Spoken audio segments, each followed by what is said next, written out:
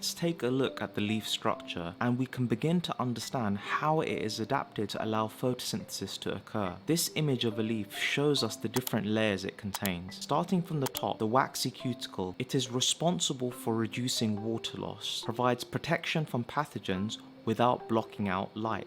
The upper epidermis is transparent, which allows light to reach the palisade cells. It is also one cell thick. The Palisade Mesophyll Layer is packed with many chloroplasts to allow photosynthesis to occur. The cells in this layer are arranged closely together and are arranged in a vertical plane, so they have a large surface area so that a lot of light energy can be absorbed. They are also found near the upper surface of the leaf.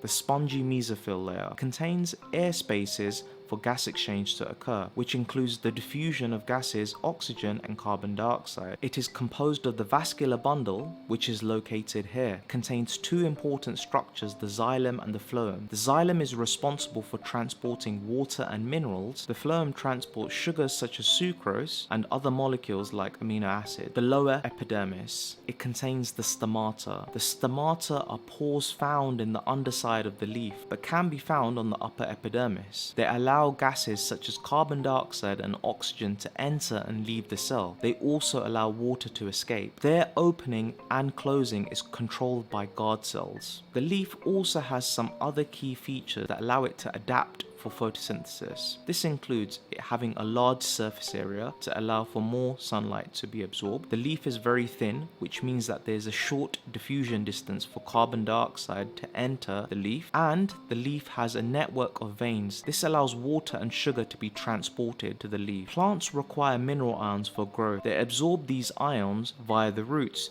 through a process called active transport. You can watch this video here to remind yourselves on what happens in active transport. Magnesium is needed to make chlorophyll in plants. You know when a plant is lacking in this iron when it turns yellow. Nitrates are essential for making amino acids in plants. Without these nitrates, you get stunted growth in the plant. Hi, my name is Mr. Science, aka Salim. If you're new to the channel, please remember to like and subscribe. And for more teaching resources, you can visit my website at www.mrscience.co.uk.